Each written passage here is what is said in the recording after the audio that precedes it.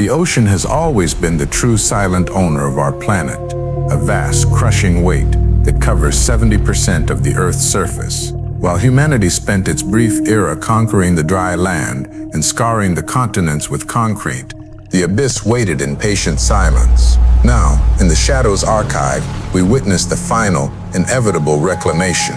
Within the first century after our disappearance, the rising tides began to digest the great coastal monuments of our era. The skyscrapers of Manhattan, the grand boulevards of Dubai, and the historic piers of London became the foundation for a new, lightless world. As the corrosive salt air and the relentless pressure of the deep currents undermined the foundations, the giants of steel and glass began to topple into the dark. These are no longer ruins. They are the new mountains of the deep, where the sun's reach ends and a terrifying new biology takes hold. The surface, once a chaotic realm of noise and light, is now a distant memory. The depth is the future. Here, in the crushing gravity of the sunless kingdom, the remains of our world provide the skeleton for an ecosystem that does not know the name of man. We are witnessing the birth of an alien landscape, forged from the rusted ribs of our ships and the hollowed-out skulls of our cities, where life has learned to thrive in the cold, oppressive embrace of the eternal tide. 500 years into the silence, the sunken mega-cities have fully transformed into vertical graveyards of iron and silt. The skeletons of skyscrapers, now stripped of their glass skins by the relentless pressure and corrosive salt, serve as massive artificial reefs that reach toward the surface like the fingers of a drowning giant. Where CEOs and power brokers once dictated the flow of global markets, schools of silver, sightless fish now dart through the dark currents, hunted by predators that move like shadows through the hollowed-out offices. The red rot of oxidation has turned the structural steel into a brittle orange lace, providing thousands of hiding spots for prehistoric eels and giant crustaceans that haven't seen the sun in generations. The pressure at these depths is immense, and the structures themselves seem to breathe, groaning under the weight of the water and creating a haunting, low-frequency symphony that echoes through the empty hallways of banks and hotels. Our highest architectural achievements are no longer monuments to human ambition. They are the jagged hunting grounds for a biology that thrives in the crushing dark. Every floor of these sunken towers is a new layer in the Shadows Archive, a record of a civilization that thought it could build forever, now serving as the silent, rusted scaffolding for a world that has completely forgotten our names. In the absolute darkness of the submerged suburbs and downtown districts, life has begun to mimic the world that was lost in a strange, poetic display of evolutionary irony.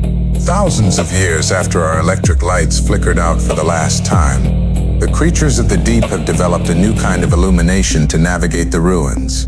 Speculative biology reveals species of giant cephalopods and translucent jellyfish that pulse with a cold, rhythmic light. Blue, gold, and violet hues that eerily resemble the neon signs and traffic lights that once defined our urban nights. These predators use these complex light displays to lure curious prey into the cavernous, hollowed-out lobbies of flooded museums and transit hubs. To a witness from the past, it would look as if the city had suddenly come back to life, a ghostly bioluminescent imitation of the human hustle flickering in the eternal night of the abyss. The shadows of the ocean of bones are no longer empty. They are glowing with the predatory hunger of a new era, where the only electricity left is the chemical fire burning inside the bodies of the new masters of the deep. It is a world of silent, glowing hunters, turning the dark corridors of our history into a vibrant, deadly carnival of light that serves only to feed the darkness. One of the most enduring and disturbing records of the human era is not our art, our literature, or our grand history, but the chemical footprint of our waste. Deep in the lightless trenches of the ocean, a new geological layer is forming, the plastic strata. Over tens of thousands of years, the billions of tons of non-biodegradable polymers we discarded have been ground by the currents into a fine, colorful silt that blankets the seabed like a synthetic snow. This material has been slowly integrated into the very marrow of the new deep-sea biology. Evolved species of sponges and deep-water corals have begun to utilize microplastics to strengthen their skeletal structures, creating vibrant, unnatural reefs made of nylon, polyethylene, and crushed silicon. These polyreefs are toxic to the life forms of the past. But for the denizens of the future, they are the bedrock of a new ecosystem. Our legacy is a permanent chemical stain, a mutation of the sea floor that will remain as a colorful, indestructible scar long after our bones have turned to salt and our steel has dissolved into the tide. We have literally rewoven the fabric of the ocean floor, leaving behind a signature of trash that will outlast almost every other trace of our existence on this planet. As the deep-sea ecosystems matured within the skeletons of our cities, new apex predators emerged from the darkness to claim the throne of the ruins. Descendants of the giant squid and the sleeper shark have evolved specialized, highly advanced senses to navigate the labyrinthine corridors of our sunken megastructures. Some species have developed elongated whip-like tentacles equipped with sensitive thermal receptors, capable of reaching deep into the narrow elevator shafts and ventilation ducts to pluck out hiding prey. Others have evolved highly sensitive pressure-sensing organs that can detect the smallest heartbeat from several city blocks away, even through thick layers of silt and rusted metal. In the ocean of bones, there is no place to hide from the new kings of the deep.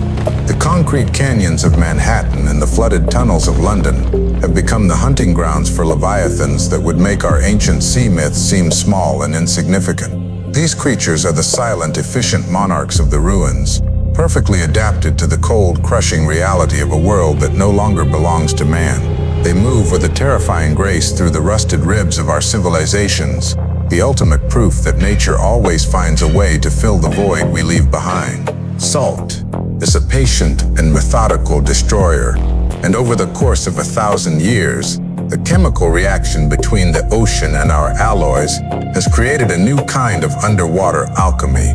The massive cargo ships, luxury liners, and oil tankers that once connected the distant corners of our world are now twisted, unrecognizable sculptures of orange and black mineral deposits. This relentless oxidation process releases heat and unique chemical compounds that feed massive, specialized colonies of chemosynthetic bacteria. These bacteria form thick, billowing white mats that resemble fields of underwater snow, completely covering the remains of our maritime history. Entire ecosystems now thrive solely on the energy released by the slow, agonizing decay of our steel structures. We are quite literally feeding the future with the slow disintegration of our past. Every rusted hull and collapsed bridge is a feast for the microorganisms of the abyss. Our ships didn't just sink to a watery grave, they became the chemical fuel for a new dark civilization of bacteria and tubeworms that have built their world on the ruins of our global trade. The salt is scrubbing the earth clean, one molecule of iron at a time, turning our greatest machines into the basic building blocks of a new, alien life. There is a haunting, poetic justice in the way the ocean treats the remnants of our culture and our vanity. In the flooded, silent halls of the great coastal museums, the bronze statues and marble pillars remain, though they are being slowly transformed into something entirely alien. A statue of a forgotten hero or a celebrated leader is now encrusted with jagged barnacles and stinging polyps, its face hidden forever behind a living mask of marine growth. The hollowed halls of the Louvre and the Metropolitan Museum of Art are now filled with the slow, rhythmic pulsing of giant rays that glide effortlessly over the remains of our most prized artworks. The ocean does not care for our names, our battles, or our artistic movements. It only sees the calcium in the marble and the space provided by the architecture. Our art has become part of the geological landscape, a series of strange, jagged rocks that the new life uses for shelter or as a substrate for growth. We have become a curiosity of the deep, a series of puzzling artifacts in a museum of water where the curators are the tides and the only visitors are the sightless predators of the abyss, indifferent to the beauty we once thought was eternal. In the deepest, most remote parts of the world, the Hadal Zone, where the pressure is enough to crush a modern submarine like a discarded tin can, the Shadows Archive records the final, absolute end of our influence. Here, in the crushing dark, the only remains of humanity are the most resilient industrial plastics and the subtle isotopic signatures of our nuclear tests, settled forever in the dark, ancient silt. But even in this extreme environment life is proving its incredible resilience. New species of giant isopods and pale, translucent scavengers have evolved to process the strange chemicals and heavy metals that leak from our buried industrial waste in sunken vessels. They have become the ultimate scavengers of the Anthropocene, cleaning the Earth's deepest wounds in the total absence of light. The deep trenches are effectively the planet's digestive system, slowly breaking down the hardest, most toxic parts of our civilization and turning them back into the raw, neutral elements of the universe. It is a slow, silent process of planetary healing, occurring miles beneath the waves, where the weight of the entire ocean works to press the memory of humanity into the rock, turning our history into a thin, compressed layer of dust in the geological record. Without the constant, deafening roar of massive ship engines, sonar pings, and industrial drilling, the ocean has once again become a resonant chamber for the ancient, complex songs of the leviathans. The massive whales of the future have evolved to use the hollow, resonant shells of our sunken coastal cities as acoustic amplifiers to project their voices across entire oceans. Their low-frequency calls bounce off the concrete walls of abandoned hotels and the steel skeletons of bridges, traveling for thousands of miles through the silent, pristine water. These songs are the new history of the planet, a long-form, multi-generational communication that maps the changing ruins of our world in sound. They speak of the shifting deep-sea currents, the growth of the new plastic reefs, and the locations of the richest hunting grounds in a language that we, with our limited senses, would never have been able to comprehend. The ocean is no longer a barrier or a void. It is a giant liquid network of sound and life, where the memory of our noise has been replaced by a melody that celebrates the return of the ancient silence. The Leviathans are the new narrators of the world, singing a requiem for the species that once thought it owned the waves, but was only ever a temporary guest. 1,000,000 years from now, the ocean of bones will have been compressed into a single thin layer of limestone and crushed shells. The great cities will have been ground into fine sand by the relentless millenary movement of the tides and the inevitable shifting of the tectonic plates.